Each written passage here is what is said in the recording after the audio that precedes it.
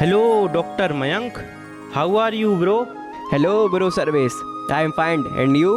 Liked it. Oh, please sit. Yes, bro. यार मयंक, तुमने तो गजब के ठाट बना रखे हैं। ये 7 मंजिला world level dispensary, doctors nurses की फौज, ऑल इंग्लैंड में फेमस हो चुके हो। I am proud of you bro. आखिर क्यों नहीं, तुम्हारा लंगोटिया यार हूँ। इस एम्पायर खड़ा करने में मैंने 15 ईयर्स दिए हैं।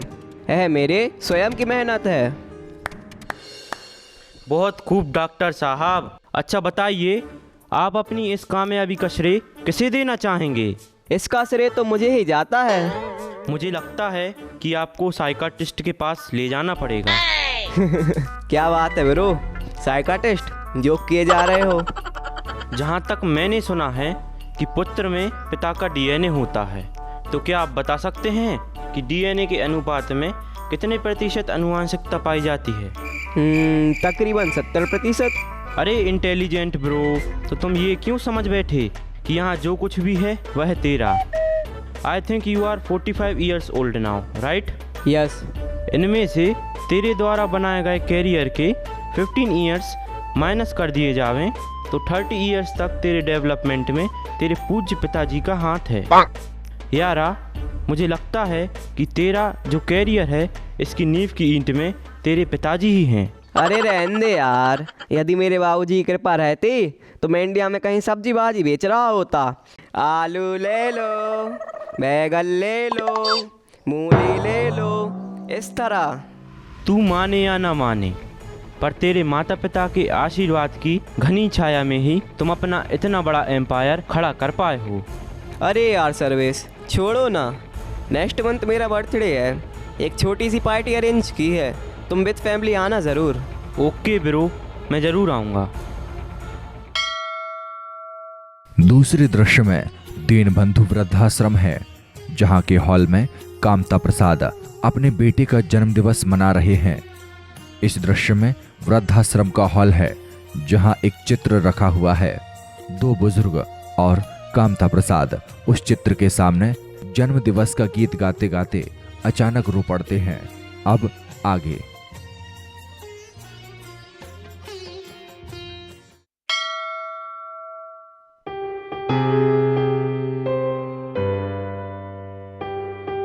Happy birthday to you, happy birthday to you,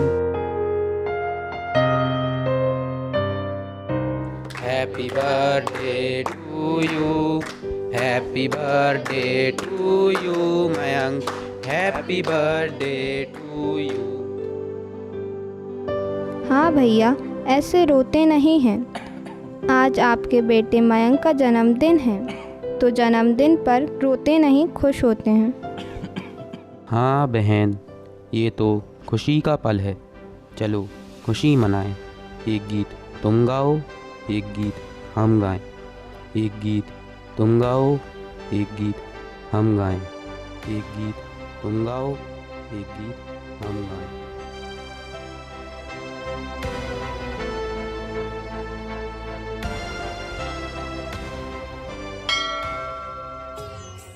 यहाँ गीत गाते गाते कामता प्रसाद पुरानी यादों में खो जाता है।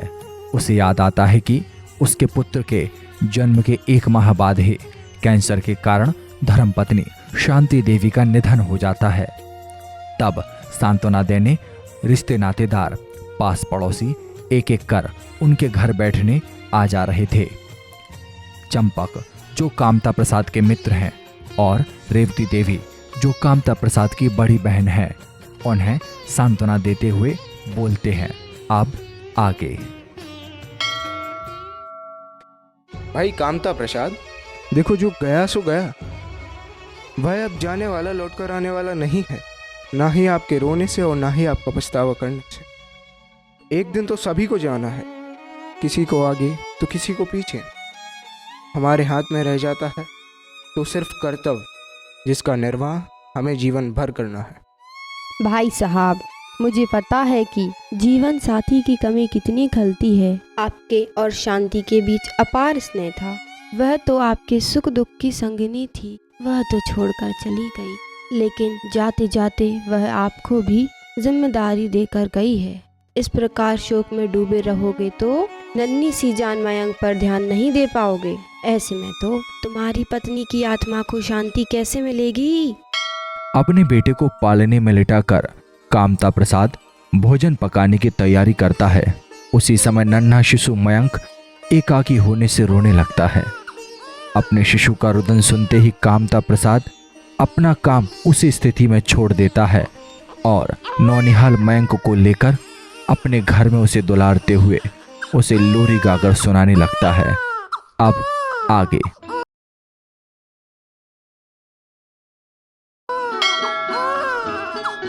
ओ मेला प्याला बेटा, अले मेला प्याला बेटा, मत लो, तेरे पिता यही है, मैं आ गया। देखो देखो देखो वो चंदा मामा।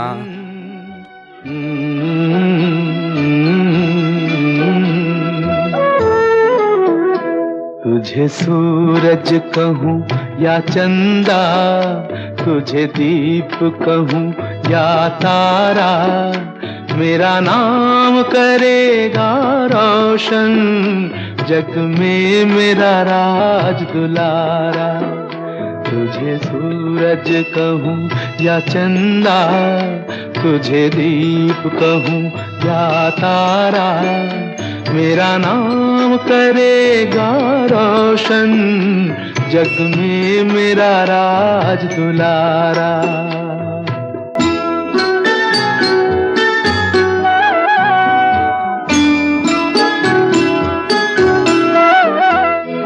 मेरे बाद भी इस दुनिया में जिंदा मेरा नाम रहेगा, जो भी तुझको देखेगा तुझे मेरा लाल कहेगा, तेरे रूप में मिल जाएगा मुझको जीवन दोबारा, मेरा नाम करेगा रोशन, जग में मेरा राज दुलारा।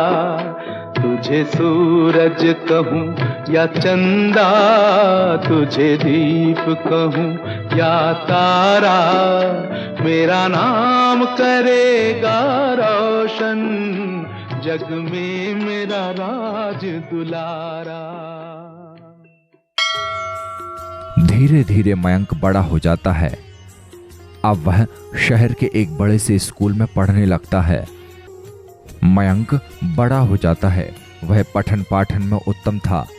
उसने प्री मेडिकल टेस्ट भी दिया, लेकिन भारत में मेडिकल कॉलेज में डोनेशन की मोटी रकम के लिए उसके पिता के पास इतना रुपया नहीं था। इस बात को लेकर मयंक घर के अंदर अपने कमरे में नाराज और निराश बैठा था। तभी पड़ोस में रहने वाले चंपक चाचा और कामता प्रसाद की बहन रेवती बुआ का प्रवेश होता है। अब आगे।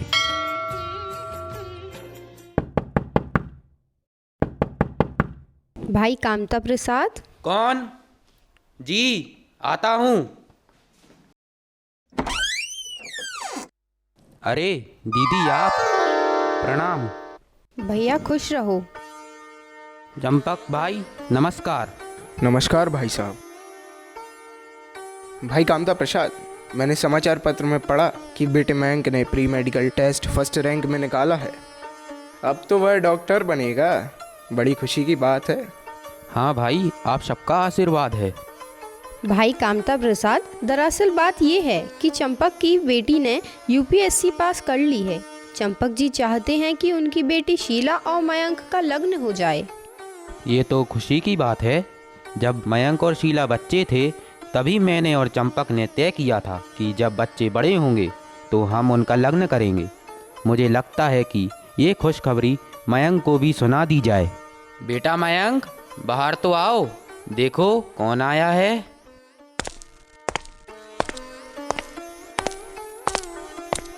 जी बाबूजी, आपने बुलाया? हाँ बेटा, देखो चंपक चाचा और बुआ आई हैं। हाँ हाँ, मुझे पता है, मैं सब सुन रहा था। बेटा मयंक, कुछ नाराज नजर आ रहे हो। मैं नाराज क्यों ना रहूं? मेरा नाराज होना बनता है। क्या हुआ बेटा? तू तो अब डॉक्टर बनेगा। अरे मुझे तो आज अपनी किस्मत पर पछतावा हो रहा है कि किन कंगालों के घर में पैदा हुआ। यदि आज मेरे पास 20 लाख रुपए होते तो मेरा एडमिशन किसी अच्छे से मेडिकल कॉलेज में हो जाता, लेकिन मेरा बाप इतना भी नहीं कर सका। मैं विदेश जाकर पढ़ सकता, इतना भी नहीं कर सके। इसके बाद मेरी नाराज़गी जायज़ नहीं। बेटा मयंक, तेरे पिता एक गरीब ईमानदार व्यक्ति हैं। उसने मेहनत मजदूरी करके तुम्हें अच्छे से अच्छे स्कूल में पढ़ाया, तुम्हारी छोटी से छोटी ज़रूरतों को पूरा किया, स्वयं भूखा रहा, लेकिन तेरे टिफ़िन का स्तर कभी कम नहीं होने दी। फटी बंडी पहनी पर तुझे सूट बूट में रखा। उसके आंसू तो निकले पर उसने अपने आंसू तुम्हें कभी दिखाए नहीं। और आज तुम उसी पिता से कहते हो कि उन्होंने आज तक तुम्हारे लिए क्या किया। बेटा ये ठीक नहीं है। अरे रहने दीजिए प्रवचन, खूब सुने हैं। अपने बेटे के लिए कौन पिता नहीं करता।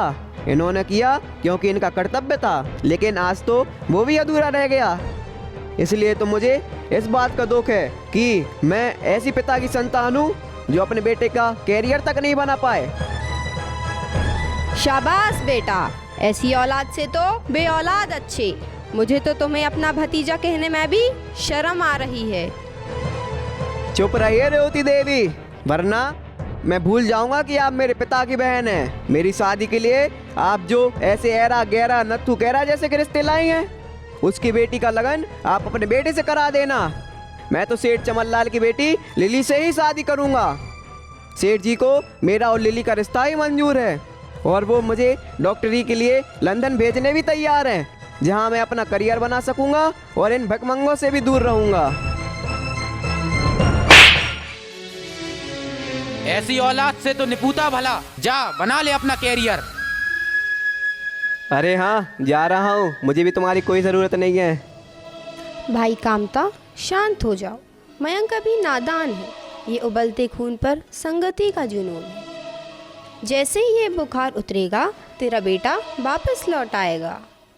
कामता भाई, मैंने पहले ही समझाया था, लेकिन आप माने नहीं। अपने बेटे को महंगी स्कूल में पढ़ाना, उनकी हर एक इच्छा पूरी करना, यह गलत नहीं है, परंतु गलत ये है कि हम उनकी बाहरी दिनचर्या, उनकी संगति और उसके पर्यावरण पर ध्यान ना दें। हम अपने बेटे का नाम स्कूल में तो लिखवा देते हैं और समझते हैं कि फीस भरते रहने से ही हमारा काम पूर्ण हुआ, पर ऐसा नहीं है। हाँ, मैं मानता हूँ कि आपका ध्येय और शिक्षक की इच्छा बालक के सर्वांगीण विकास की है, लेकिन हमारा फर्ज यह भी बनता है कि हम पता लगाएं कि हमारा बच्चा कैसी संगति में है, उसकी मित्र मंडली कैसी है, वह क्या सोचने लगा है, उसे कैसा पर्यावरण मिला है। समय समय पर स्कूल जाएं तथा शिक्षकों पर पूर्ण विश्वास के साथ अपने बेटे की गतिविधियों का पता लगाएं। कामता भाई, पढ़ाई कर अच्छे अंक ले आना ही सब कुछ नहीं है। जब तक बालक पढ़ाई के लक्षणों को जीवन का अंग ना बना ले, तब तक उसका पठन पाठन अधूरा ही रहता है। भाई कामता, मैंने इसको लेकर तुम्हें कई बार समझाया था, लेकिन तुम यह कहकर पल्ला झाड़ लेते थे कि नहीं बहन, सब कुछ ठीक है। मेरा मानना है कि संस्कारों के बिना शिक्षा अधूरी है। किसी ने सच ही कहा है कि पूत सपूत तो क्या धन संचय, और पूत कपूत तो क्या धन संचय।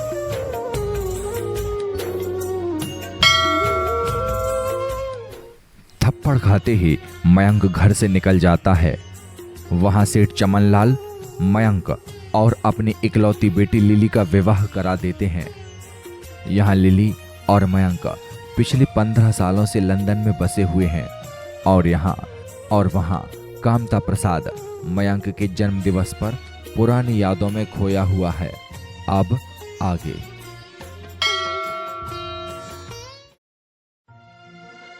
आज मेरे बेटे का जन्मदिन है। मेरे लिए तो बेटा है भी और नहीं भी। मैंने उसे क्रोधवश एक थप्पड़ क्या लगा दिया। वह मेरे जीवन का सारा लाड़ दुलार ही भूल गया।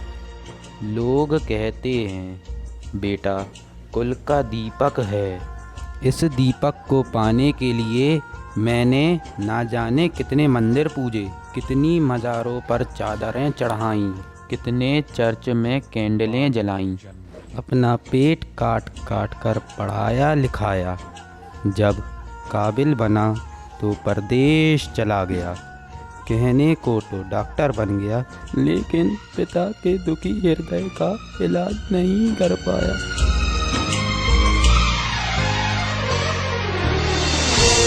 भैया कामता प्रसाद, तुम यहाँ रोते रहो। उसे तुम्हारे पितृ हृदय की करुणामयी पुकार लंदन में नहीं सुनाई देगी। तुम्हारे रोने से मयंक किसी भी प्रकार वापस नहीं आएगा। मेरी मान, ऐसा कर, तू अपने बेटे को एक और पत्र भेज। आखिर तेरा ही रक्त है। मेरा दिल कहता है उसे तुझसे मिलने आना ही होगा। दूसरी तरफ लंदन में मयंक की कॉटेज पर भी बर्थडे पार्टी का आयोजन चल रहा है, जिसमें मयंक के परिवार एवं अन्य मित्रगण शामिल हैं।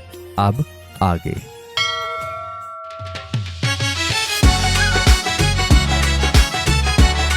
हो बल्ले बल्ले हो शावा शावा, हो बल्ले बल्ले हो शावा शावा, हो बल्ले बल्ले हो Shava Shava.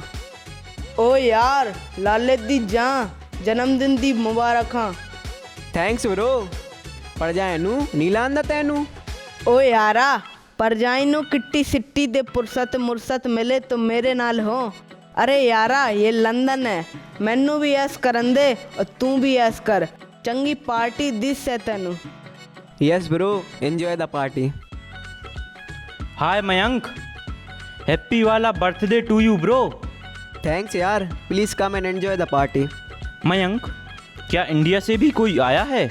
Yes bro, my dear father in law and his family and some Indian friends. और बाबूजी? तुम्हें क्या लगता है, क्या वो आ पाते? एक बार बुलाया तो होता।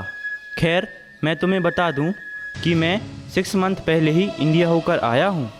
मेरा तो इंडिया जाने का कभी मन ही नहीं हुआ। क्यों भाई, आखिर है तो हमारा ही देश। मेरी मानो तो भारत धरती का एक ऐसा हिस्सा है जहां हमारे जैसे प्रोफेशनल्स अपने ड्रीम पूरे नहीं कर पाते। देखो, तुमने भी इंजीनियरिंग की है, लंदन में अपना कैरियर बना रहे हो। ओके, चलो छोड़ो, रात बहुत हो गई है, अब चलते हैं, केक कटिंग हो जाए।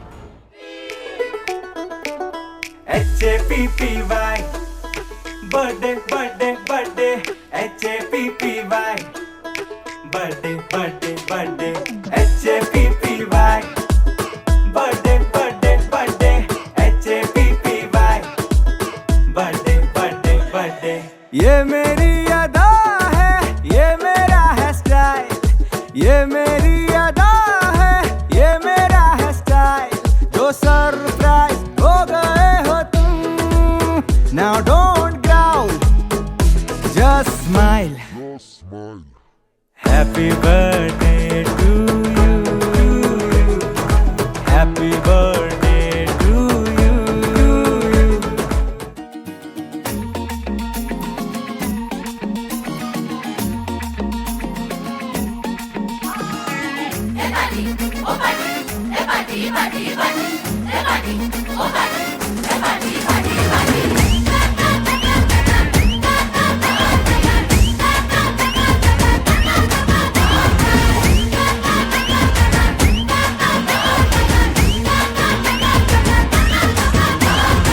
सेलिब्रेशन नाचो धनाधन, म्यूजिक बजाओ, कह दो ये सबसे।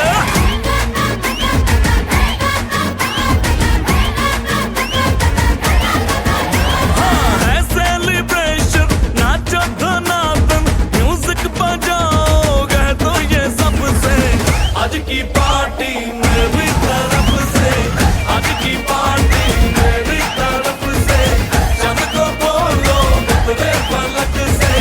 आज की पार्टी मेरी तरफ से, चंद को बोलो उतरे पलक से। आज की पार्टी मेरी तरफ से।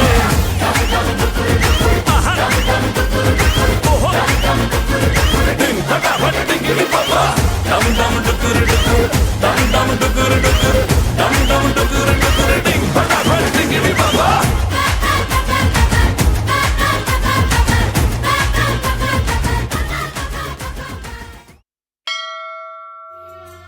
जन्मदिन की पार्टी के 3-4 दिन के बाद ही मयंक सपरिवार वह अपने मित्र सर्वेश के साथ अपने ही कॉटेज के बाहर टी टाइम पर गार्डन में बैठे हैं। मयंक मित्र सर्वेश को रात का स्वप्न सुनाता है। अब आगे। ब्रो यार सर्वेश, कहो। लास्ट नाइट मुझे एक डरावना सा सपना आया। क्या हुआ? ये तेरी कोई डेड बॉडी भाग खड़ी हुई? बस तुझे तो मजाक ही सूझता है, कभी मेरी बात को गंभीरता से भी लिया कर। हालांकि तू गंभीरता वाली चीज तो नहीं है, फिर भी तू कहता है तो ले लेता हूँ। चलो बक। हाँ तो सुनो, रात में मैं गहरी नींद में था और मुझे स्वप्न आया कि एक घने भयावह जंगल में एक बुजुर्ग यहाँ से वहाँ भागे जा रहा था।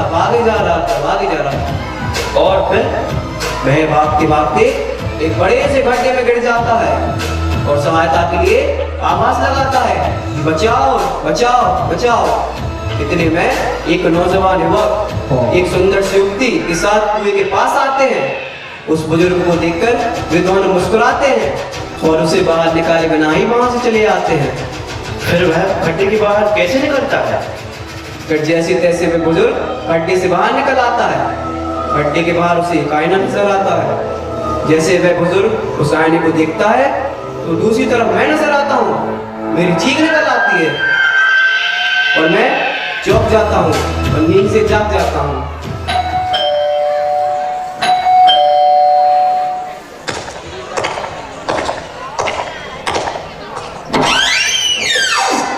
Sir, letter for you, please take it. यहाँ मयंक सर्विस से अपने स्वप्न को लेकर बात कर ही रहा होता है कि डोरबेल के साथ एक सर्वेंट अंदर आकर मयंक को लेटर देता है। मयंक लेटर लेकर उसे देखता है और कचरे में फेंक देता है, परंतु सर्विस उस लेटर को उठा लेता है जिसे पढ़ने लगता है। लेटर में एक पिता की भावुक पुकार सुनाई देती है। अब आगे। प्रिय पुत्र मयंक, सदा सुखी रहो। बेटा, मैं तेरा दुखिया पिता कामता प्रसाद तुम्हें पहले भी 50 पत्र लिख चुका हूँ, पर आज तक तेरा कोई जवाब नहीं आया। तुम्हें लंदन गए 15 वर्ष हो गए हैं, न स्वयं आए न तुम्हारा पत्र आया। यह मेरा अंतिम पत्र है।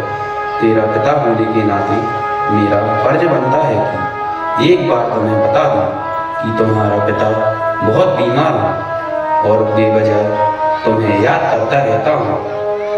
मैंने अपने मन को बहुत समझाया कि पगले, तेरा बेटा अपना सपना पूरा कर रहा है, तू उसे भूल जा। पर पिता का हृदय है कि किसी बात को मानता नहीं। यदि पत्र मिले तो एक जवाब देना, हो सके तो मुझे एक बार अपना चेहरा दिखा देना। मैं सुकून से जी ना सका, पर सुकून से मर तो जाऊंगा। एक मजबूर पिता की करुणा भरी पुकार को अंतिम बार सुन ले। बेटा, ये मेरी करबद्ध प्रार्थना है। तेरा पिता Kamta Prasad. What the rubbish! Emotional cheaters! No, it is not like that. I know Kamta uncle. Mayank, भाभी की तो छोड़, तू तो अपने पिताजी को जानता है। काका जी जब तक अति मजबूर नहीं होते तब तक अपनी बात नहीं रखते हैं। उन्हें इसी बात से खुशी मिलती है कि उनका बेटा जहाँ भी रहे खुश रहे।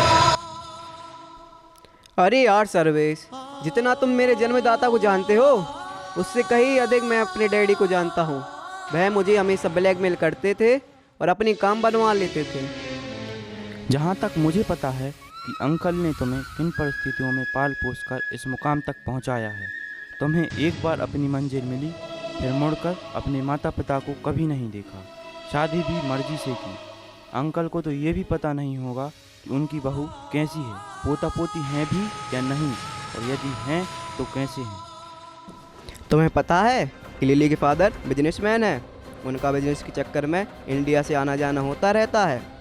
एक बार लिली के फादर से कहकर लंदन की टिकट भी भिजवाया था, पर उन्हें तो अपने वतन से ही चिपके रहना है।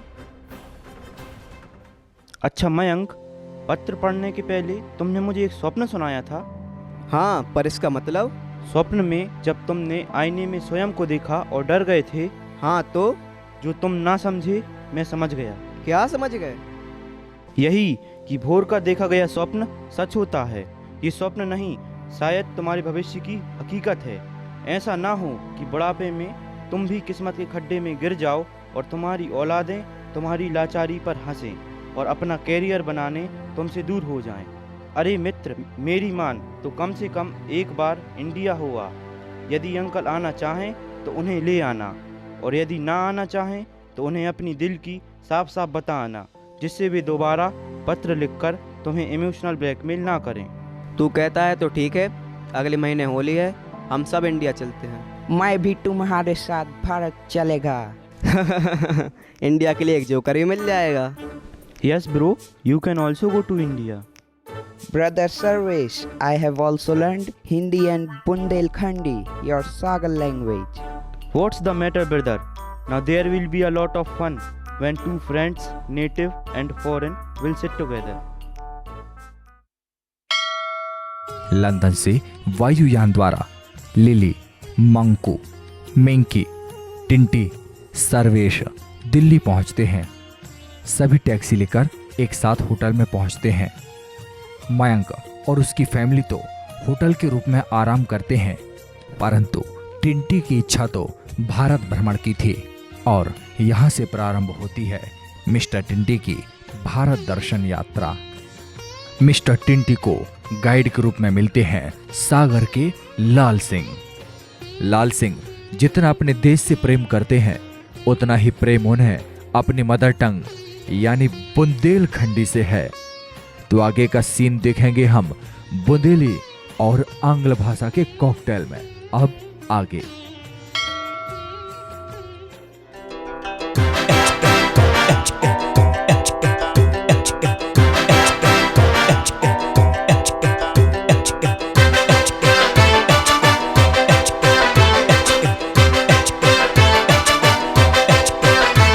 हम सर फिरे बिगड़े हुए नवाब हैं, पढ़ लो हमें, हम तो खुली किताब है। हड्डी भी हम है और हम ही कबाब है। हम पागल नहीं है भैया, हमारा दिमाग खराब है। हम पागल नहीं है भैया, हमारा दिमाग खराब है। बर्थडे, क्या मैं अंदर आ सकता है? अरे इतना अंदर तो आ चुके हो, और कितना अंदर आओगे? What is your name? My name is Tinty. क्या बोला? चिंटी? No, no, Tinty. ओह टिंटी, अच्छा नाम है। तो आप रख लीजिए। Mister Tinty, what is your problem? Sir, I have come from London. I want to visit your country. Okay, Mr. Tinty, I will provide you service. Yes, sir ji. Mr. Tinty, this gentleman will take you around the India. Mr. लाल सिंह, साहब को घुमा लाओ। Okay sir जी, मैंने ऐसा घुमाऊंगा, ऐसा घुमाऊंगा, ऐसा घुमाऊंगा कि ये घूमते रह जाएंगे। अब यहाँ से प्रारंभ होती है मिस्टर टिंटी की भारत यात्रा और श्रीमान जी को गाइड के रूप में मिलते हैं सागर के लाल Singh Chaddha. Good morning, gentlemen. What is your name? Good day, sir ji. My name is Lal Singh Chaddha. But isn't your name a bit strange? Hey man, मुझे तोड़ा तोड़ा हिंदी आता है। अपने नाम का मतलब बताओ। Oh sir ji, My name means Red Horn Underwear. Oh, very funny name, Mr. Chaddha. क्या तुम मुझे इंडिया घुमाएगा? Okay sir ji, please come and sit in my tempo. Mister Chaddha, हमको इंडिया का खाना और फोक डांस पसंद है। Don't worry sir ji, I will show you the dance and feed you the food of different states along the country philosophy. Mister Chaddha, चलो चलते हैं। Yes sir ji, we गो।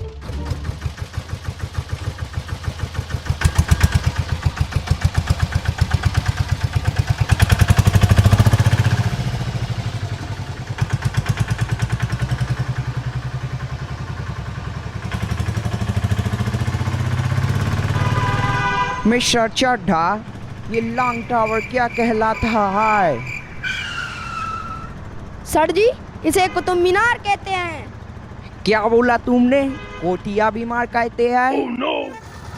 ओह ना सर जी, कुतिया बीमार ना sir ji, Qutub Minar. Oh yes, Qutub Minar है। सर जी चलें? Yes mister Chadha, let's go. चलें।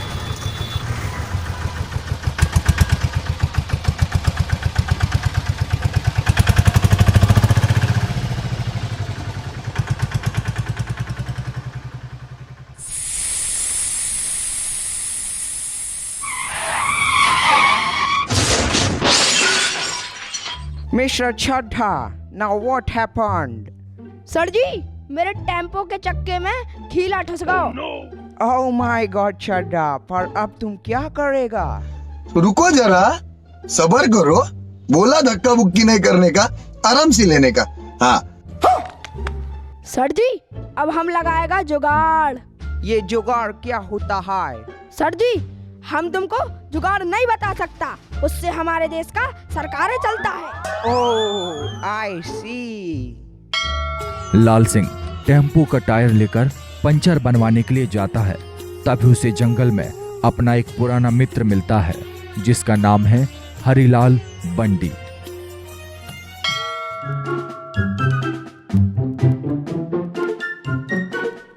काय लाल सिंह? ओए हरिलाल, इतने दिनों बाद मिले हैं अपन, मजा आ गया।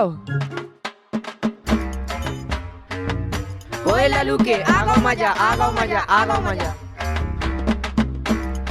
और कहाँ जा रहे थे? चक्का पंचर हो गई जंगल में, जुगाड़ लगवा भी जा रहे। रोजा हम लगा थे।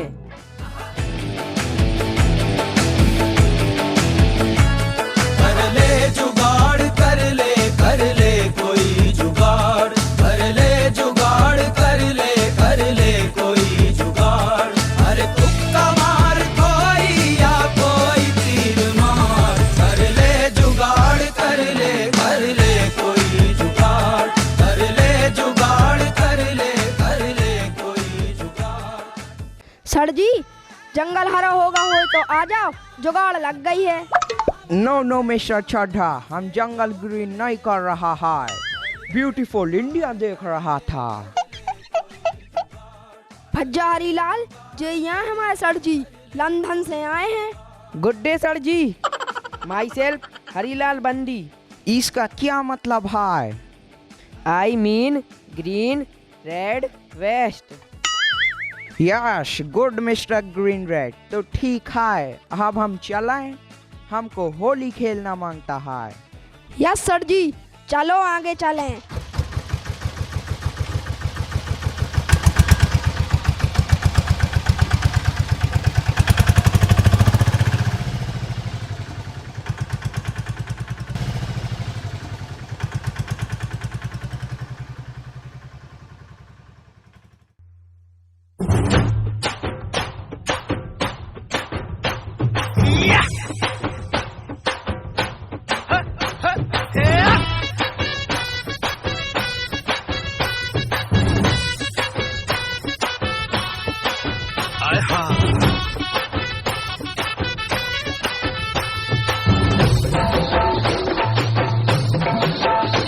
अरे बजा बजा बजा बजा ढोल बजा रे, डफली बजी खंजरी बजी खोल बजा रे। थोड़ी थोड़ी भंग उड़ी, थोड़ा थोड़ा रंग उड़ा, एक ड्रम रोल बजा रे।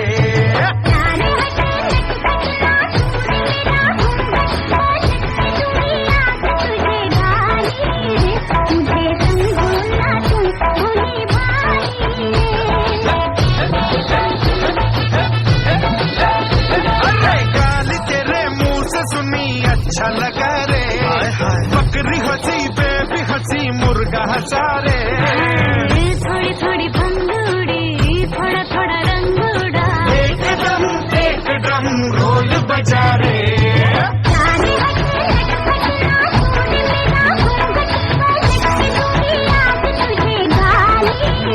मुझे समझो ना तुम होनी बारी। तलक दिन दिख तक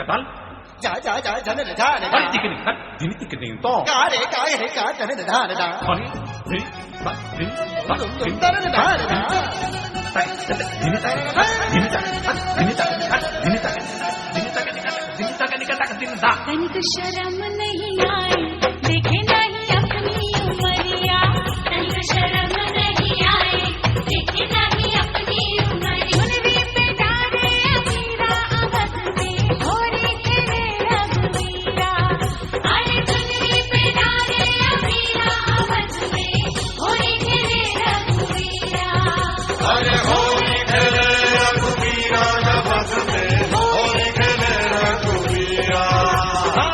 हिल मिल आवे लोग लुगाई भाई महलन में वीरा अवध में होली खेले रघुवीरा, अरे होली खेले रघुवीरा अवध में होली खेले रघुवीरा। आपके पाग मुझसे खेलो ना होरी, हाँ ना खेला होरी शपथ में उमरिया की थोरी।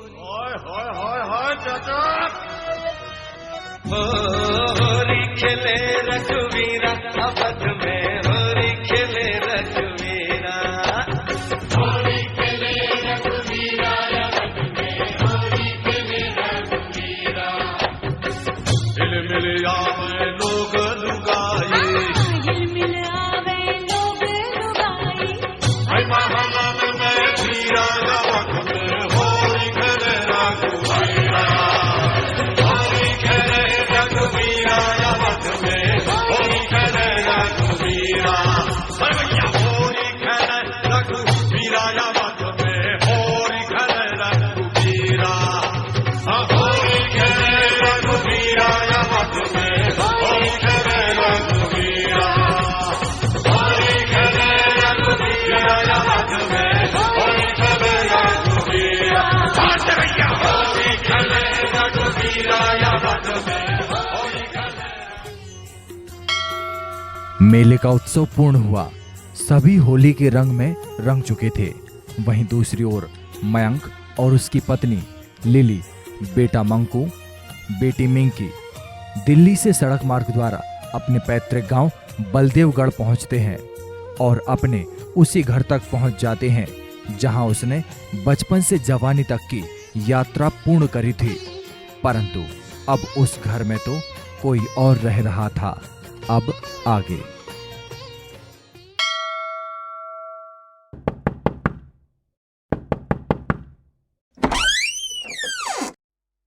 बाबूजी, ओ बाबूजी। अरे अरे, तुम कौन हो भाई जो सीधा अंदर घुसे आ रहे हो? वो तो सब ठीक है, पर आप कौन है जो मेरे ही घर से निकल रही हो और मुझे ही अंदर आने से रोक रही हो? अरे भाई वाह, उल्टा चोर कोतवाल को डांटे। मेरे घर को अपना कहने वाले तुम कौन हो? मैं मयंक हूँ, कामता प्रसाद और शांति देवी की इकलौती संतान। यह घर मेरा है।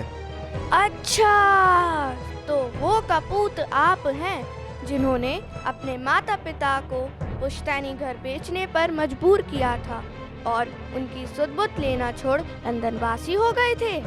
ऐसे कपूत से तो निपूती भली। पहले तो आप ये बताएं कि आप हैं कौन और व्यर्थ की बकवास किए जा रही हो।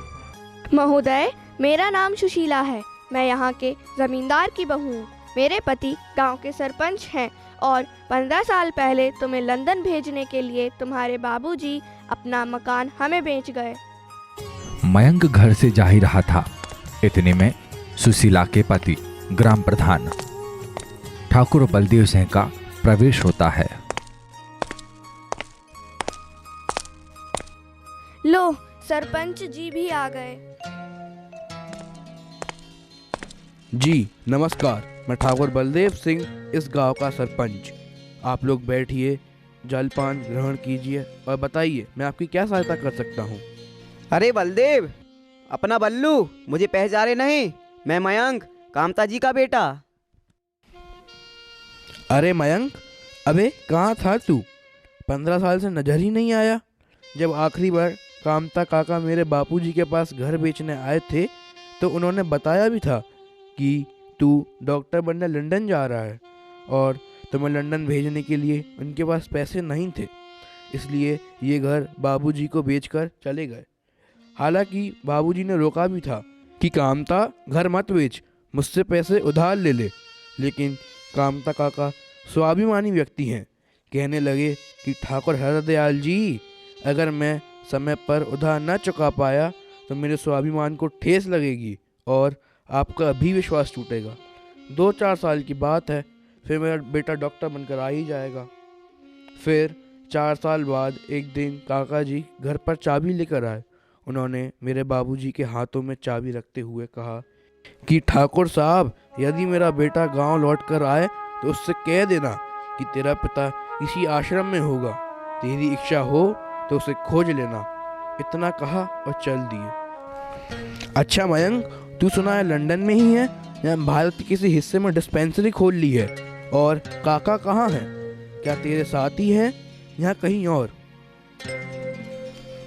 अभी आप अपनी अपनी कथा बंद कीजिए और पहले जलपान ग्रहण कीजिए।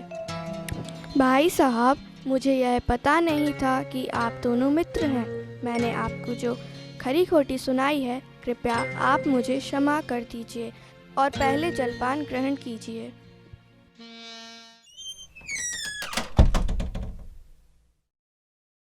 प्रधान जी, आज विट्ठल जी के मंदिर में बारी है तो सभी चल रहे हैं ना?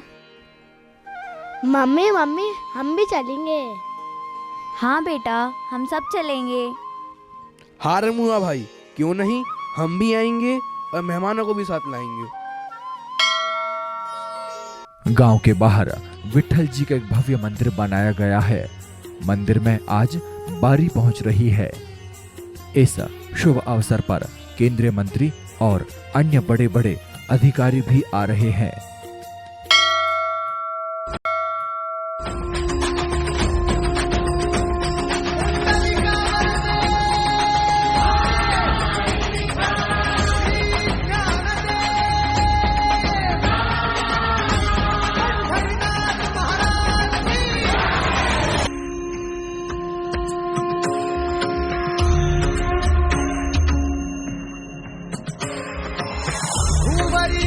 अवतरी रंग रूप है विठ्ठल विठ्ठल माऊली भीवरेचे तिरी निज सुख है विठ्ठल विठ्ठल माऊली जुगे जुगे मीठे बरी शोभे कर छटावरी गरुडावरी आला माझा कानडा कैवारी सावळा माझा राजा गजरा झाला हरी विठ्ठल जय हरी विठ्ठल जय जय विठू माऊली विठ्ठल विठ्ठल जय हरी विठ्ठल माझी विठू माऊली विठ्ठल विठ्ठल जय हरी विठ्ठल जय जय विठू माऊली विठ्ठल विठ्ठल जय हरी विठ्ठल माझी विठू माऊली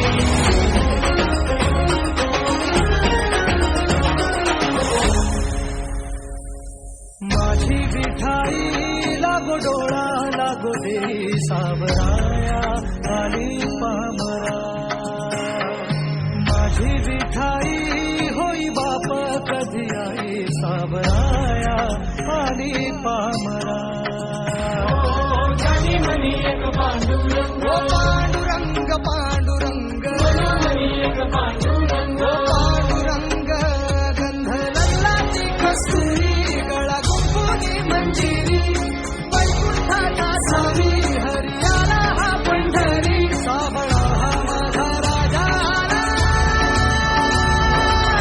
गजरा झाला हरी विठ्ठल जय हरी विठ्ठल जय जय विठू माऊली विठ्ठल विठ्ठल जय हरी विठ्ठल माझी विठू माऊली विठ्ठल विठ्ठल जय हरी विठ्ठल जय जय विठू माऊली विठ्ठल विठ्ठल जय हरी विठ्ठल माझी विठू माऊली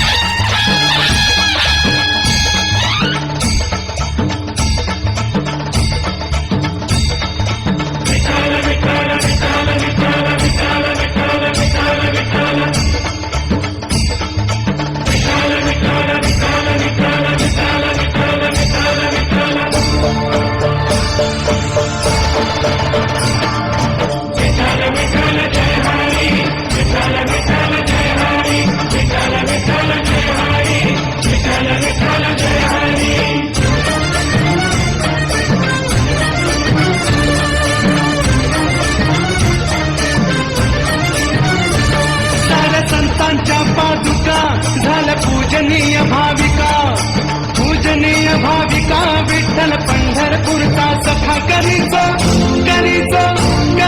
भक्त जनाला सुखी आली संतांची पालखी आली संतांची पालखी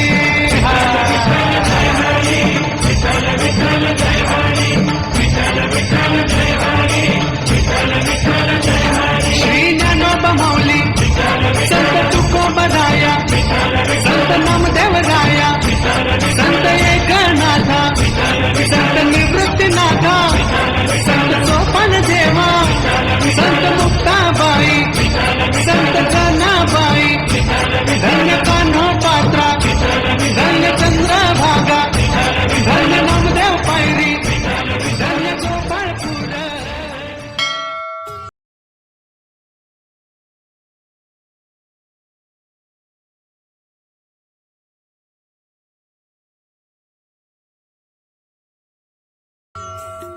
बारी में केंद्रीय मंत्री श्री मलखान सिंह भी शामिल होते हैं।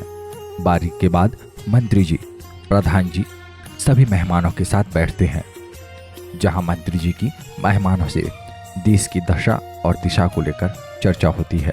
अब आगे। मेरे मित्रों, आप हैं केंद्रीय मंत्री श्री मलखान सिंह जी।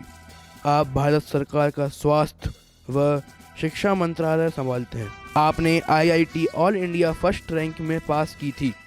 इसके साथ ही प्रधानमंत्री के चहेते मंत्रियों में से आप एक हैं। आपने क्षेत्र के विकास के लिए बहुत कुछ किया है। प्रधान जी, क्या आप अपने मेहमानों का परिचय नहीं कराएंगे? आप हैं डॉक्टर मयंक फ्रॉम लंदन। आप हैं mister Sarvesh, engineer from London. क्या बात है महोदय, आपसे मिलकर बहुत खुशी हुई। आप NRI हैं या आपकी पीढ़ियां लंदन की हैं? मंत्री जी, हम प्रवासी भारतीय हैं। और मयंक जी, आप? हाँ महोदय, मैं भी प्रवासी भारतीय हूँ। अगर आप किसी को ब्रिटेन जैसे विकसित देशों की नागरिकता लेनी है तो भारतीय को क्या करना होगा? सर, पहली शर्त तो यह है कि आपको इंग्लिश आती हो। दूसरा, स्थायी नागरिकता के लिए पति या पत्नी का बर्थ ब्रिटेन का हो। तीसरी शर्त है कि आप 5 वर्ष पहले ब्रिटेन में रुक चुके हों। चौथी शर्त है कि आप टैक्स पेयर हो। पांचवी शर्त कि आपका पढ़ा लिखा होना अनिवार्य है। छठी शर्त यह है कि ब्रिटेन जैसे राष्ट्रों पर कोई विपत्ति आए तो केवल मूल निवासी का प्रथम सहायता पर बल दिया जाएगा। प्रवासियों की नागरिकता भी छीनी जा सकती है।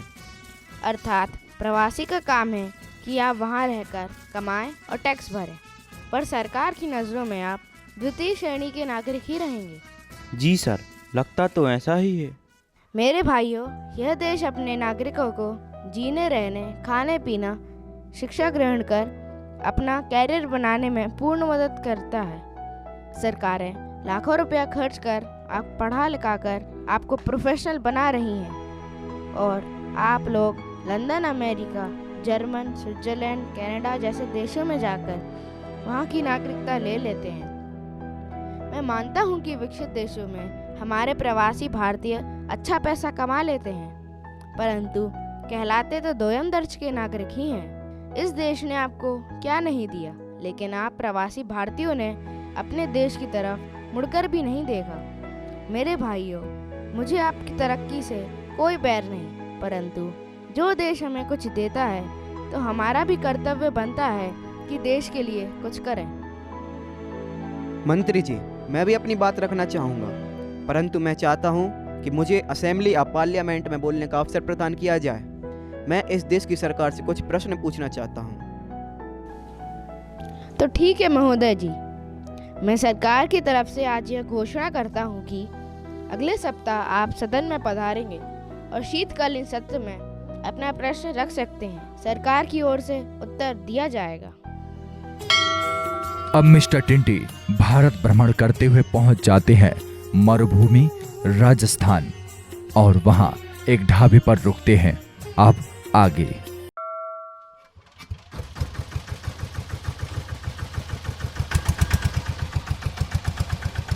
केसरिया बालम आवो नी पधारो नी मारे देश।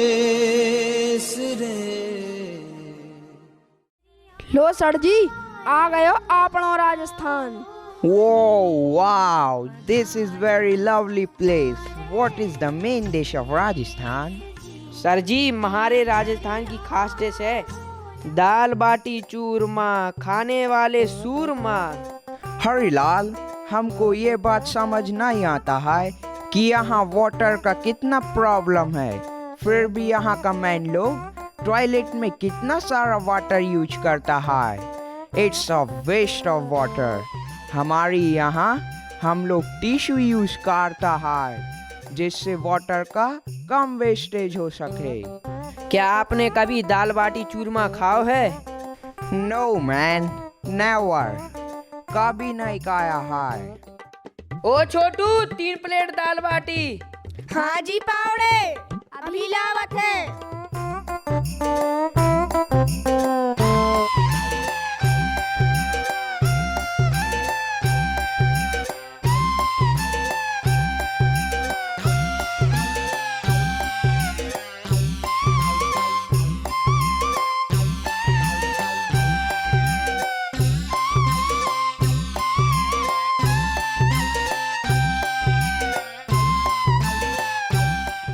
हरिलाल, मेरे को नींद आता है, मुझे अब सोना है।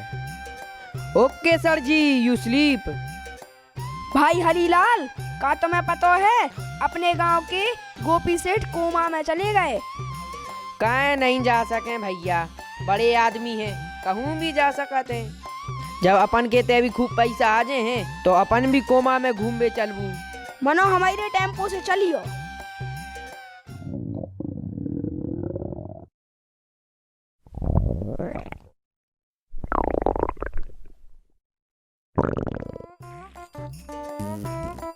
हरिलाल जी सर जी।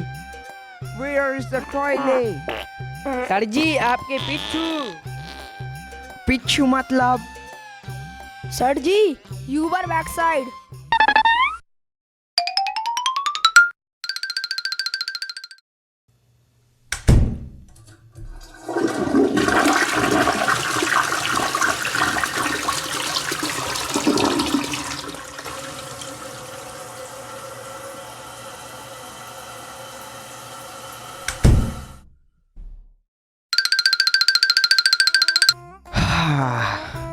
Bro Harilal. Yes sir ji. मेरे को अब पता चला कि इंडियन लोग टॉयलेट में इतना वाटर यूज क्यों करता है। तुम सच कहता था कि दाल बाटी चूरमा खाया तो सूरमा।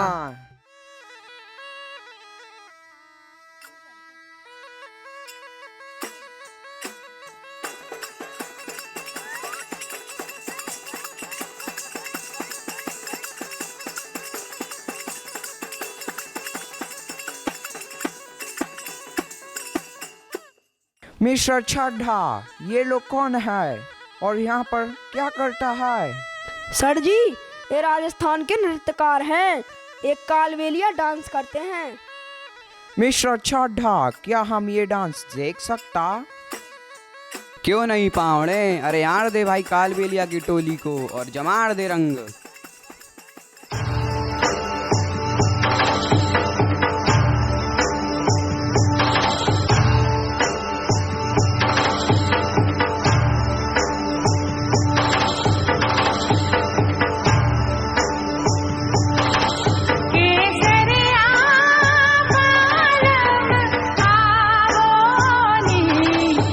पधारो धारे दे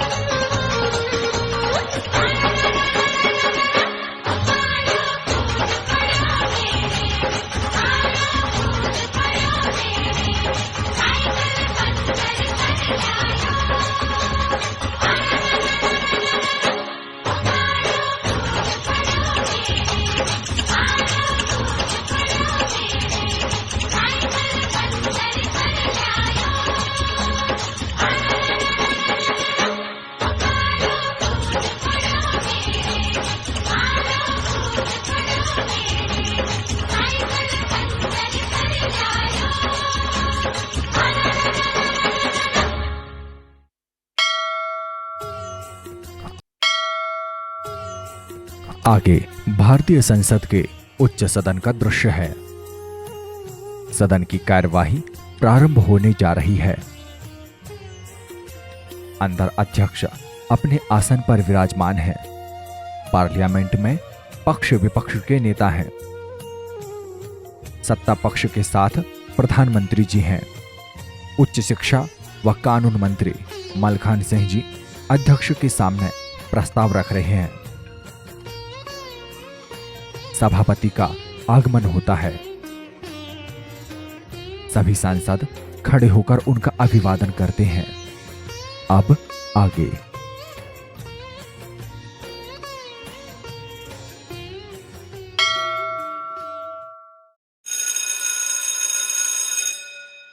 सभी को नमस्कार। कृपया सभी अपना अपना आसन ग्रहण कीजिए। आगे की कार्रवाई जारी रखी जाए। माननीय सभापति जी, हमारे कुछ प्रवासी भारतीयों ने सरकार से बात करने की इच्छा व्यक्त की है। ये राष्ट्रीय अस्मिता का मुद्दा है। मैं जनप्रतिनिधि होने के नाते उनसे बात कर चुका हूँ और इस निष्कर्ष पर पहुँचा हूँ कि सदन को सीधे उनसे ही बात करना चाहिए। बात जब राष्ट्र और उसकी अस्मिता से जुड़ी हो तो बात होगी और सदन में होगी। यदि आप सभी सहमत हैं तो वोट करें। तो सुनवाई यहीं होगी। मैं सदन का सभापति होने के नाते आप सभी माननीय सदस्यों से आशा करता हूं कि सदन की गरिमा बनाए रखेंगे। मैं चाहता हूं कि विपक्ष के नेता इस विषय पर अपना विचार रखें। I myself am Christy P. Thangachan and I am the MP of Kerala. ഇന്ത്യയുടെ പാർലമെന്റ് ഇന്ത്യയുടെ അന്തസ്സാണ്. ഇന്ത്യയുടെ മാനം ദ്രോഹിച്ചാൽ ദ്രോഹിക്കുന്നവർക്ക് തക്കതായ ശിക്ഷ നൽകണം. അതിന് പ്രതിപക്ഷം നിങ്ങളോട് കൂടെയുണ്ട്. तो ठीक है, मेहमान प्रश्न पूछ सकते हैं। आदरणीय सभापति जी एवं समस्त जनप्रतिनिधियों को मेरा सादर नमस्कार। मैं मयंक आत्मज कामता प्रसाद निवासी लंदन यह पूछना चाहता हूँ कि भारत सरकार की शिक्षा नीति क्या है। ठीक है, मैं चाहता हूँ कि शिक्षा मंत्री इस प्रश्न का उत्तर दें। अध्यक्ष जी, हमारी शिक्षा नीति का पहला उद्देश्य है सब पढ़ें सब बढ़ें, जिसके अंतर्गत कक्षा 1 से 8वीं तक के विद्यार्थियों के लिए मुफ्त शिक्षा का प्रावधान रखा गया है। उच्च शिक्षा के लिए भी संस्थान है। विद्यार्थी अगर कैरियर बनाने के लिए विदेश भी जाना चाहें तो वे विदेश भी जा सकते हैं। सभापति जी, इसके आगे मेरा एक प्रश्न और है। आप पूछ सकते हैं। मंत्री जी ने बड़ी सहजता से कह दिया कि जो कैरियर बनाना चाहे वह उच्च शिक्षा के लिए विदेश जा सकता है। आखिर क्यों, मैं बताता हूँ। विदेश में प्रवेश पाने के लिए ज़्यादातर मेडिकल कॉलेजों में कोई डोनेशन फीस नहीं देनी पड़ती है। विदेश के मेडिकल कॉलेजों में प्रवेश पाने के लिए किसी भी तरह की प्रवेश परीक्षा की आवश्यकता नहीं होती है।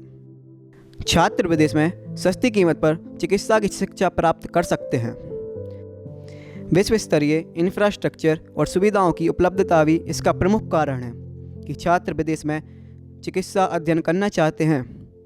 इन देश में रहने की लागत भी कम होती है।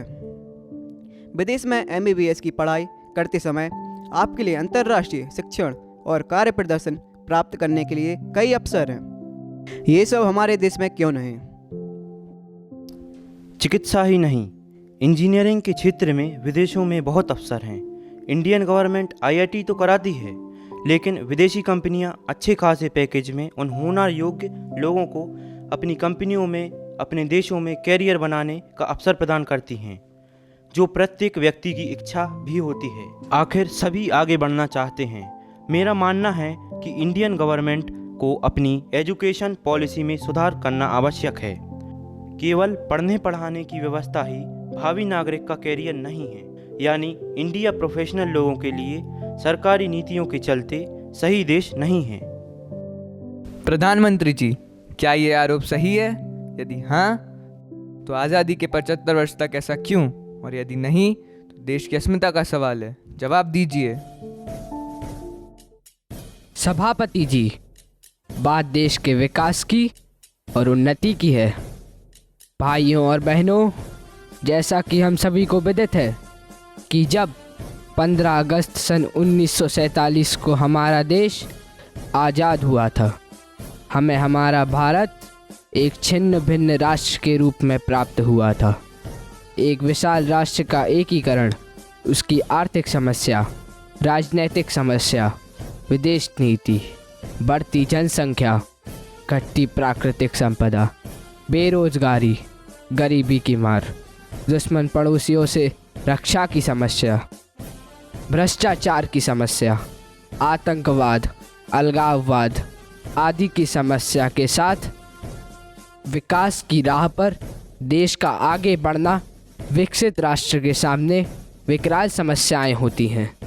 इन सब के बाद भी देश के उत्थान के लिए हमारी सरकारें कटिबद्ध रही हैं।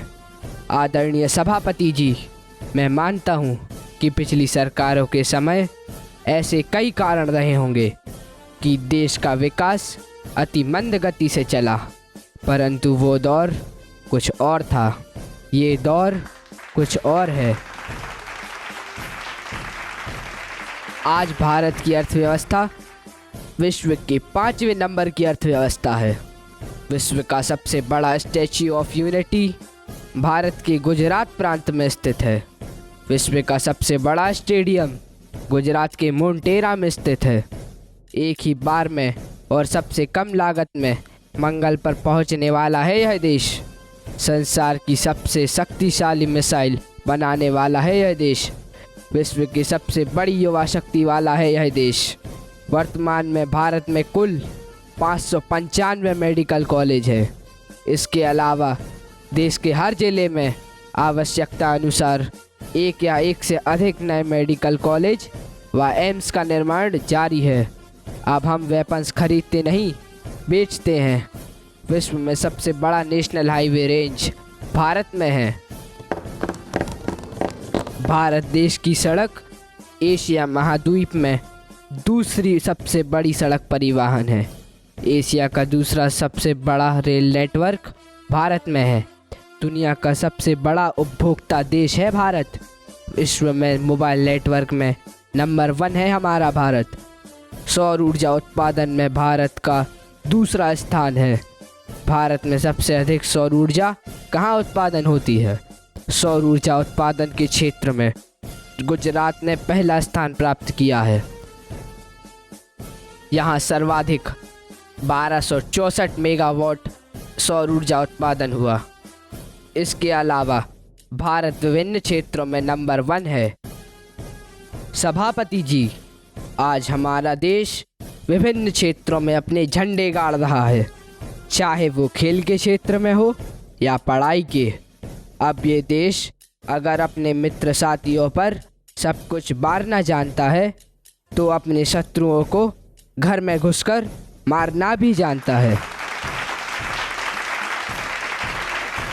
सभापति जी, ये देश हमारा है और उन भारतीयों का भी है जो आजीविका के लिए प्रवासी हो गए।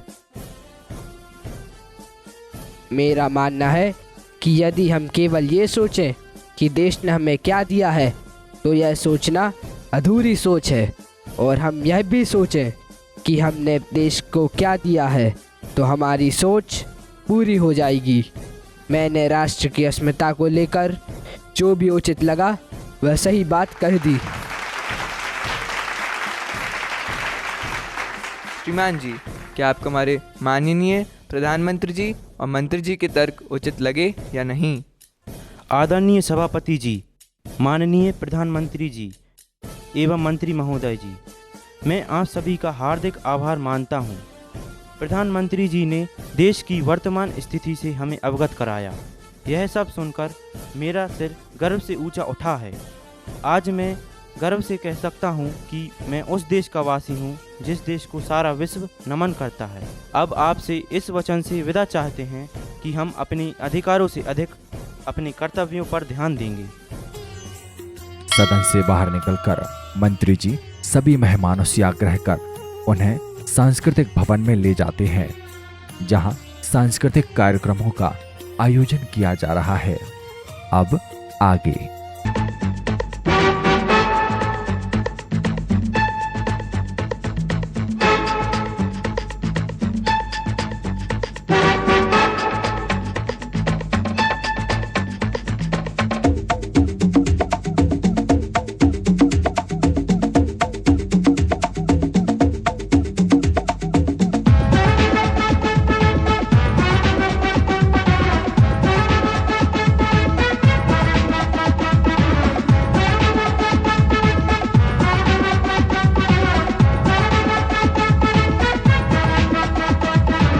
कोई खोटी बात करे,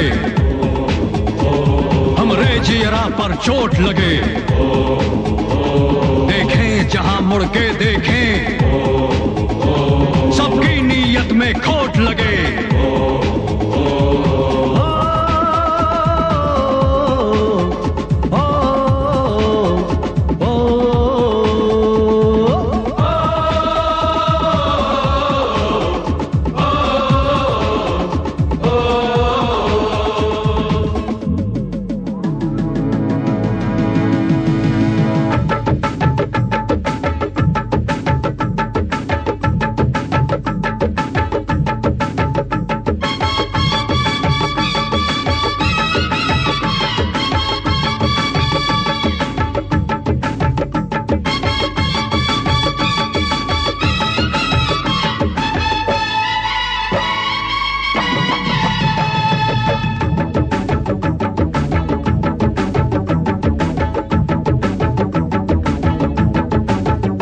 हमर देशवा की बुराई हमका बुरी लागे राम,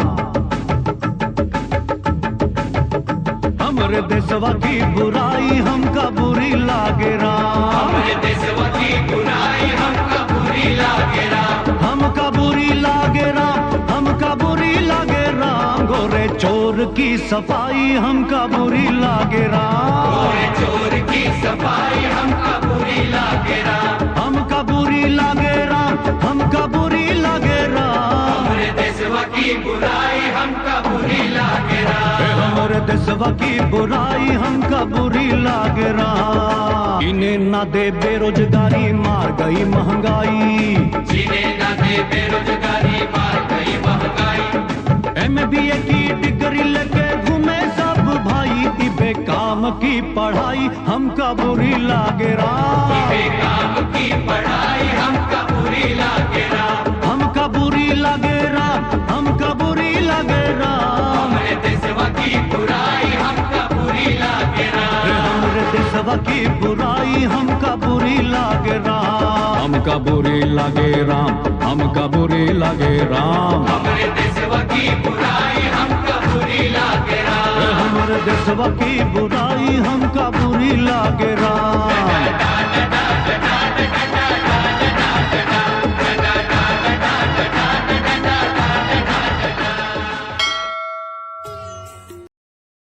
कामता प्रसाद जी की तलाश में निकल गए तो वहां मिस्टर टिंटी, लाल सिंह, हरिलाल भारत भ्रमण के दरमियान हरियाणा पहुंचते हैं, जहां कबड्डी का खेल सिखाया जा रहा है। एक कबड्डी खिलाड़ी रेड डालते हुए दिखाते हैं। अब आगे।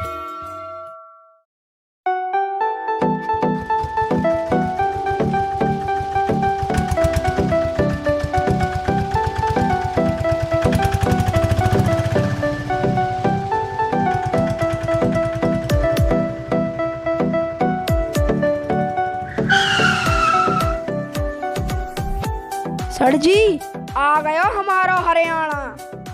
मिस्टर हरिलाल, ये लोग मिलके फाइट क्यों करता है?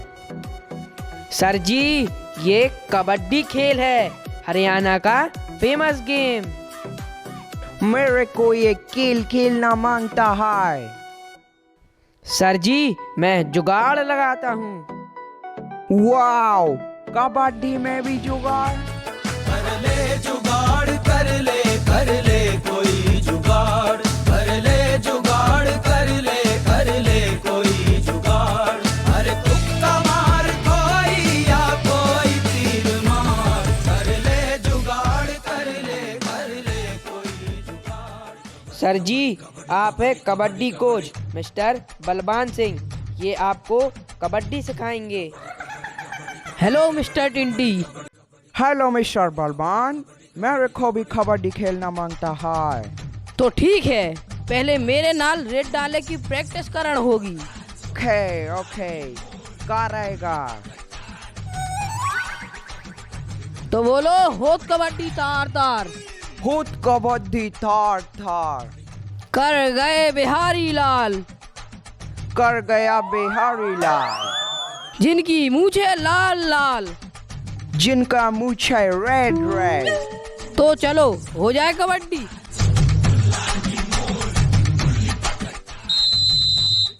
होट कबड्डी तार तार, कर गए बिहारी लाल, जिनकी मूछे लाल लाल लाल लाल लाल लाल।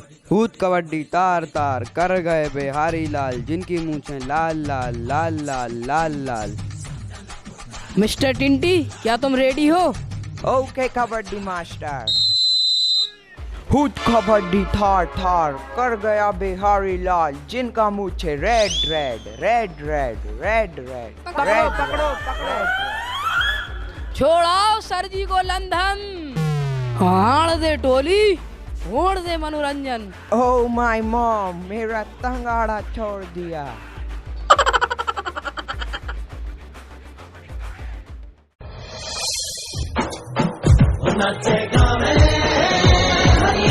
झूलन जागी हेमा मेरी बाग मेरी, झूलन जागी हेमा मेरी बाग मेरी।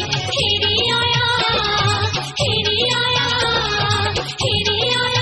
तीजा का त्योहार, झूलन जागी हेमा मेरी बाग मेरी, झूलन जागी हेमा मेरी बाग मेरी, झूलन जागी हेमा मेरी बाग मेरी।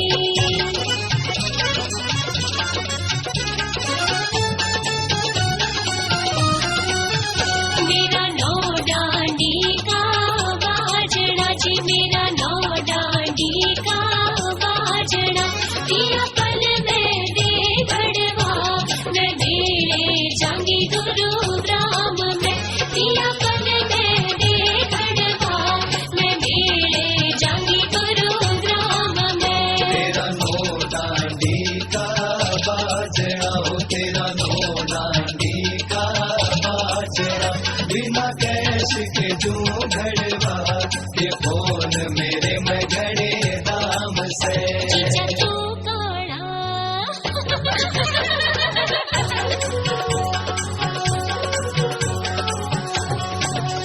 जीजा तू काड़ा मैं गोरी घड़ी, जीजा तू काड़ा मैं गोरी घड़ी। फोटो खिंचवावे, फोटो खिंचवावे दोनों जड़े जी, फोटो खिंचवावे दोनों जड़े। जीजा तू काड़ा मैं गोरी घड़ी।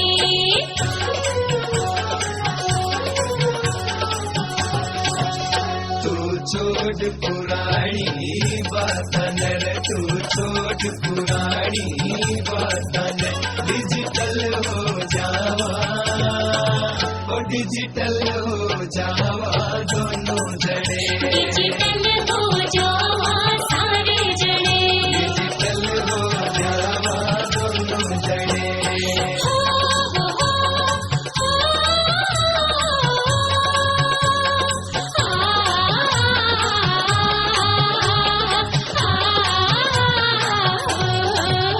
मेरा दमन सीमा दे हो लड़की के बीरा, मेरा दमन सीमा दे हो लड़की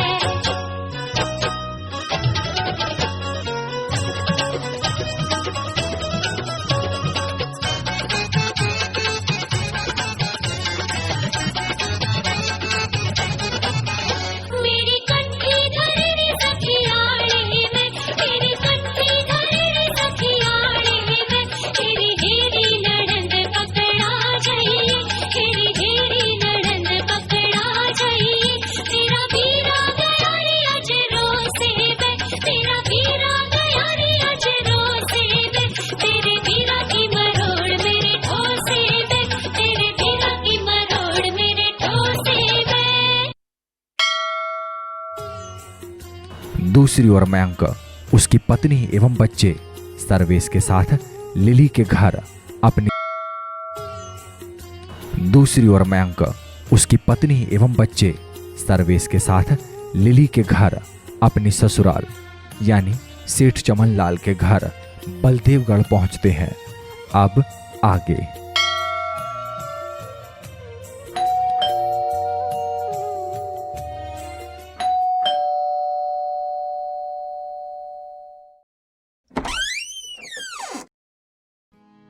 माँ आ गई बेटी?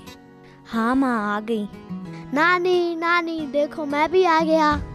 माँ जी प्रणाम। चल बेटा अंदर। कौन आया है भगवान? आपकी बेटी और उसका हस्बैंड। उन्हें अंदर क्यों नहीं लाई? डैडी चरण स्पर्श। चिरंजीवी भव। Hello daddy. खुश रहो बेटी। सर्विस भाई कम इनसाइड। Yes bro. नमस्ते अंकल जी। नमस्ते, बैठो। नाना जी मैं आ गया। भगवान जलपान लाओ। और सुनाइए मयंक, आपकी प्रैक्टिस वगैरह सब ठीक चल रही है ना? जी डैडी। लीजिए। तुम तो इंडिया आना ही नहीं चाहते थे, फिर कैसे आना हुआ? डैडी दरअसल मेरे पिता का इमोशनल ड्रामा और मेरे फ्रेंड सर्विस की ज़बरदस्ती मुझे इंडिया ले आई, वरना मैं तो इंडिया आना ही नहीं चाहता था। अंकल दरअसल मेरे हाथ मयंक के बाबूजी का पत्र लगा जिसमें मयंक के पिता के अस्वस्थ होने का समाचार लिखा था। तब मुझसे रहा नहीं गया और कम से कम एक बार भारत भ्रमण के इरादे से मैं मयंक व भाभी लिली को भारत ले आया। मयंक, जहाँ तक मुझे पता चला है कि तुम अपने पिता से 15 सालों से एक भी बार नहीं मिले हो। आखिर मेरे पिता ने मेरे लिए किया ही क्या है? I hate my father. Mayank, काश तुम अगर मेरी बेटी के पति ना होते तो मैं तुम्हें धक्के मार कर घर से बाहर निकाल देता। मुझे याद है वो दिन जब कामता भाई मेरी गोदाम में पल्लेदारी का काम करते थे। वो 2-2 दिन तक केवल इसलिए भूखे रहते थे कि तुम्हारे टिफ़िन का स्तर कम ना हो जाए। वो तपती दोपहरी में नंगे पैर चलता था कि तुम्हारे पैरों में जूते चप्पल मिल जाए। वो फटे पुराने कपड़े पहनता था कि तुम्हें सूट बूट में रख सके। और आज तू कहता है आई हेट माई फादर। तुझे क्या लगता है मैंने तुझे लंदन भेजा? नहीं, मैंने नहीं भेजा। क्या आपने नहीं? तो फिर किसने? तो सुन, तेरे पिता ने अपना घर बार बेचकर मुझे 25 लाख रुपए दिए थे और मुझसे कहा था सेठ जी मयंक अभी नाराज है, ये पैसे ले लो और उसे लंदन भेज देना। तब मैंने तुझे लिली के साथ लंदन भेजा। बाबूजी मुझे क्षमा कर देना।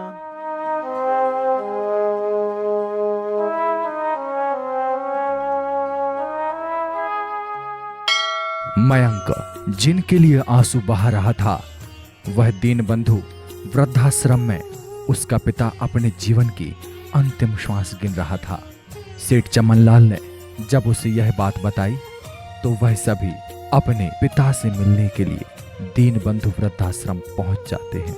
यहाँ मयंक, लिली, सर्वेश, चमनलाल और लीला दीनबंधु वृद्धाश्रम के लिए प्रस्थान कर जाते हैं और मिस्टर टिंटे अपनी भारत यात्रा के दौरान मध्य प्रदेश के सागर नगर पहुंच जाते हैं।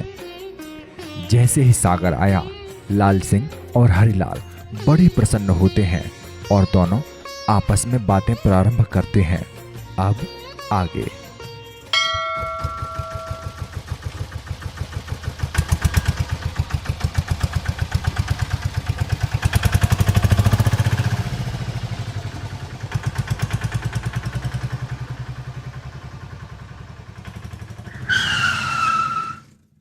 जा बुंदेली माटी महान कहा लो तो गान करो। जा बुंदेली माटी महान कहा लो तो गान करो। जा बुंदेली माटी महान कहा लो तो गान करो।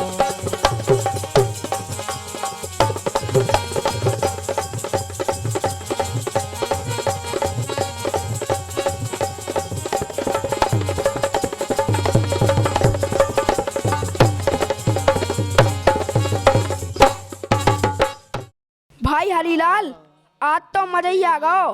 कितने सालों में घर लौटे हैं। अरे भैया आज तो मजा ही आ गया। काय भैया हरीलाल, जब बई बगिया आए जहाँ से अपन आम झुरते।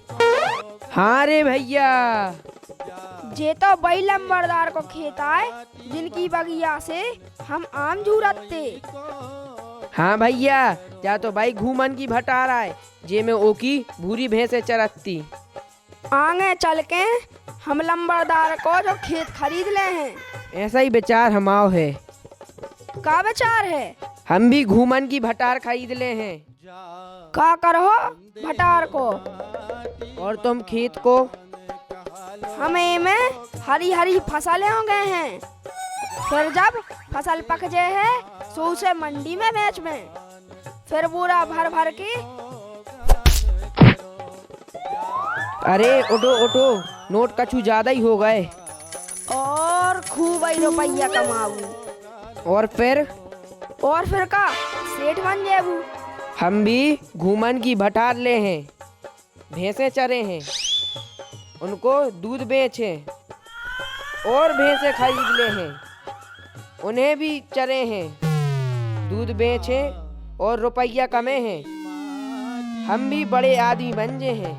और फिर एक दिन हमारी दूध की दुकान अमूल डेयरी से भी बड़ी हो जे है। काय हरीलाल? कहो। देख यार भाई, तुम भैंसा चराओ चाहे पड़ा चराओ, मनो इतना याद रखियो कि तुम्हारे ढोर हमारे खेत में ना घुसे। अरे यार बताओ कैसे दोस्त हो, कहूँ 2-4 पड़ेरू खेत में घुस भी जाएं तो कितने तुम्हारी फसल खा लें। सुनो, हमसे करते कर नहीं, तुम्हारे पड़ेरू खेत में ना घुसे आए वरना ठीक नहीं हो है। गा ठीक नहीं हो है ये बात पे तो तुम्हारे खेत में हमारी भैंसे घुसेड़ी जे हैं। कहूँ बेटा, हमारे खेत में तुम्हारी भैंसें आई तो हमने तुम्हारे और तुम्हारी भैंसों के गोड़े तोड़ दिए। भी तो घुस हैं, तुम्हारी दम हुई तो उनकी गोड़े तोड़ के दिखाओ। तो तुम मान होने ये बात पे तो तनकाऊ नहीं। लगा थे तुम सुटाए बिना नहीं सुधर हो।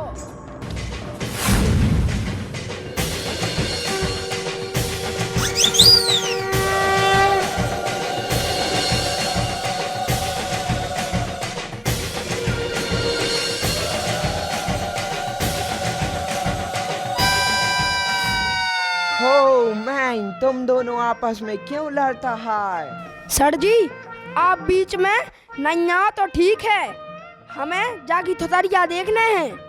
ये थुथरिया मीन्स क्या होता है? भाई जो कुचरी जावत है। मिस्टर ग्रीन रेड, और तुम दोनों क्यों लड़ता है? तो इनने हमें पड़ेरू के गोड़े काय तोड़े। Harilal, what is the meaning of पड़ेलू के गोड़े? सर जी, पड़ेरू के गोड़े means the legs of buffaloes child. Mister Chadha, this is wrong, तुमको ऐसा ना ही करना चाहिए। तो सर जी ये बताओ, इनके ढोरों ने हमारी फसल काय चरी? Mister Chadha, what means of ढोर? ढोर मीन्स पड़ेरू, animal. Mister Harilal, this is wrong. Sir ji, तुम हम दोस्तों के बीच में नहीं बोलो, क्योंकि तुम ठहरे अंग्रेज, तुम्हारी पिटाई हो जाएगी। Oh no. तो तुम मान होने।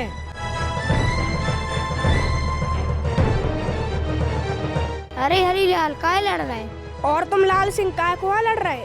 ए हरीलाल के ढोर हमारे खेत में काय घुसे? अच्छा हरीलाल, तुम्हारे ढोर कहाँ है? और लाल सिंह तुम्हारे खेत का पता, वे तो है ही नहीं ना। ये तो वही बात हुई, झूठ ने पट्टा लट्ठम लट्ठा। तुम्हारों के ख्याली पुलाव पकावे की आदत आज लो नहीं गई। चलो बड़े दिन नृत्य देख भी चला थे। रुको रुको रुको, मुझे भी चलना है। हाँ सर जी, चलो।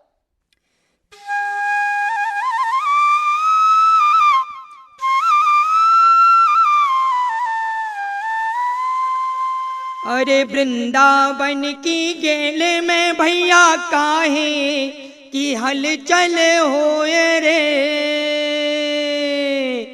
राधा खेले नोरता भैया श्री कृष्ण खिला रहे गाए रे।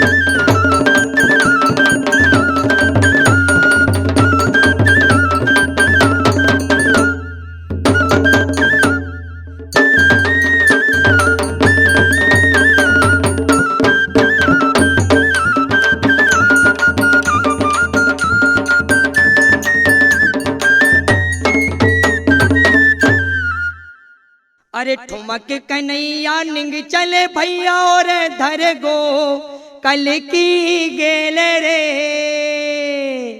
कौन गुजरिया की नजर परी सो भैया उनको डारे दूध रे।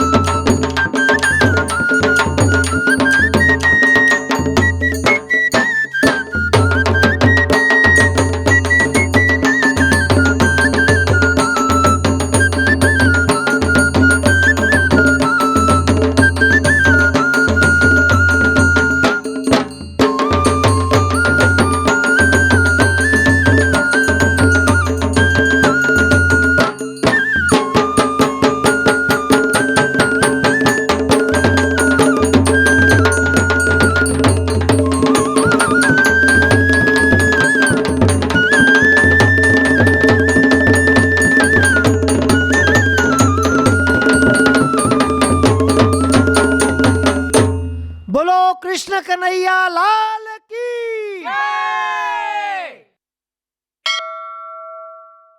यहाँ मिस्टर टिंटी अपनी भारत भ्रमण यात्रा पूरी कर दिल्ली के होटल के लिए प्रस्थान करते हैं।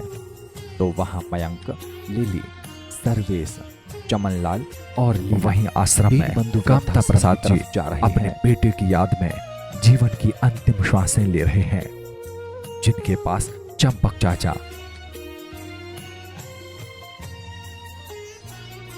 चाचा की बेटी शीला, रेवती बुआ और वृद्धाश्रम के संरक्षक व आश्रम के वृद्धजन कामता प्रसाद जी के पास बैठे हैं। शीला कामता जी को पानी पिलाने की कोशिश कर रही है। अब आगे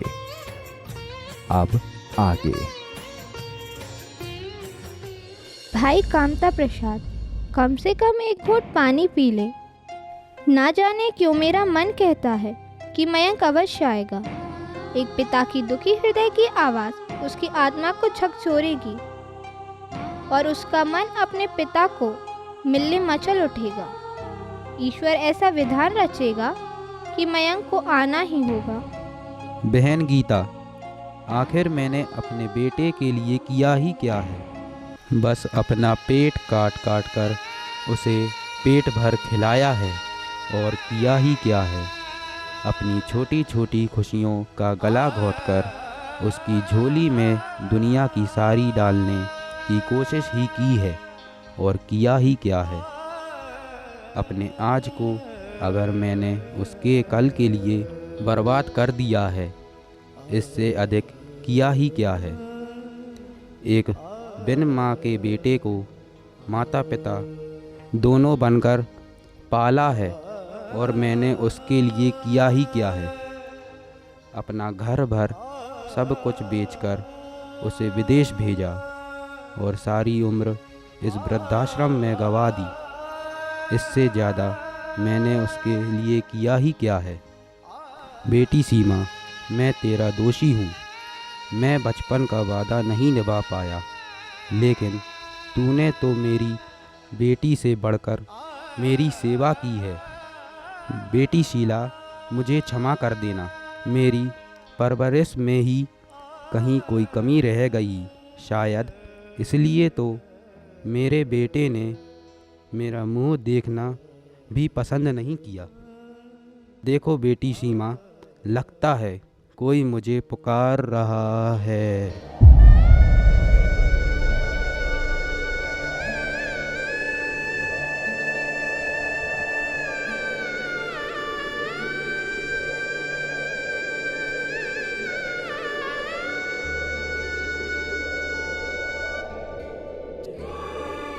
आ बेटा आ, अब देख ले अपने अभागी पिता का चेहरा।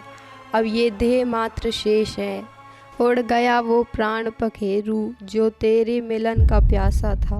बाबूजी, नहीं बाबूजी, एक बार तो देख ले इस अभागे को। इस अनाथ का अब कोई सहारा नहीं। आज तू मुझे मार, मुझे डांट और तब तक डांट जब तक तेरा मन शांत ना हो। मैं ईश्वर से यही प्रार्थना करूंगा कि मेरे जैसा नालायक बेटा भगवान दुश्मन को भी ना दे। बाबूजी, बस एक बार तो आँख खोलो। मैं वचन देता हूँ कि अब कभी तुझे छोड़कर नहीं जाऊंगा। चंपक चाचा, एक बार बस मेरे बाबूजी को कहो कि आँख खोल लें। मैं वचन देता हूँ कि अब इन्हें छोड़कर नहीं जाऊंगा। मैं नादान था, जिनके पैरों में स्वर्ग था उनके सिर पर चढ़कर कैरियर का स्वर्ग तलाशने चला था। रेवती बुआ, मेरे पिता सबसे अधिक आपको मानते थे। कहो ना उठ जाएं। बुआ कहो ना, बुआ कहो ना मेरे पिता उठ जाएं। बुआ कहो ना, एक बार बस मेरा चेहरा देख लें। कहो ना बुआ, कहो ना, कहो ना बुआ, कहो कहो।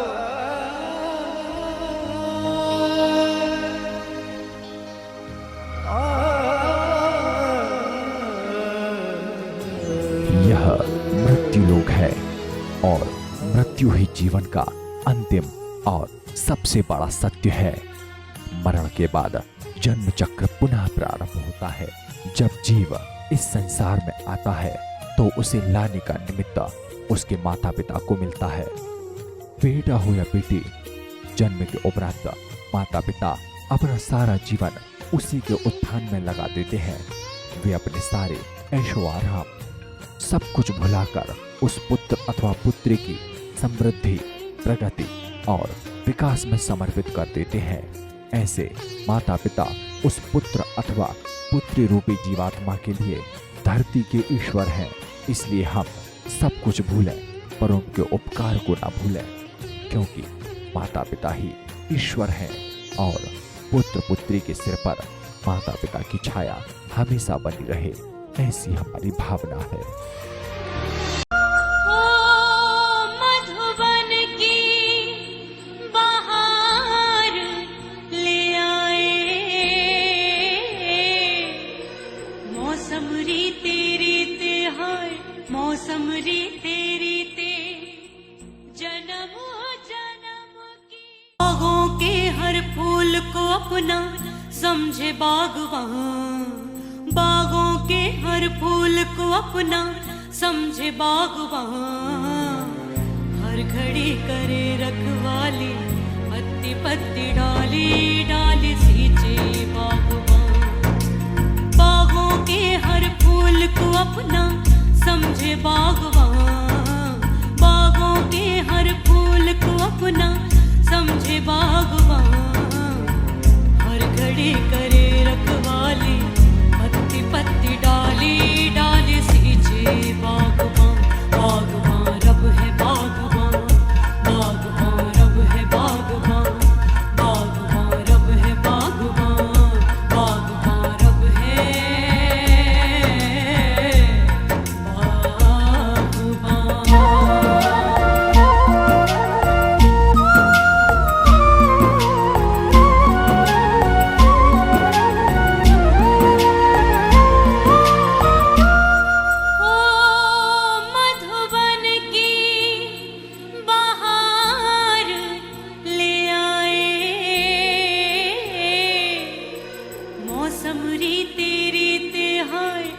समरी तेरी ते जन्म जन्म की तृष्णा बुझ गई।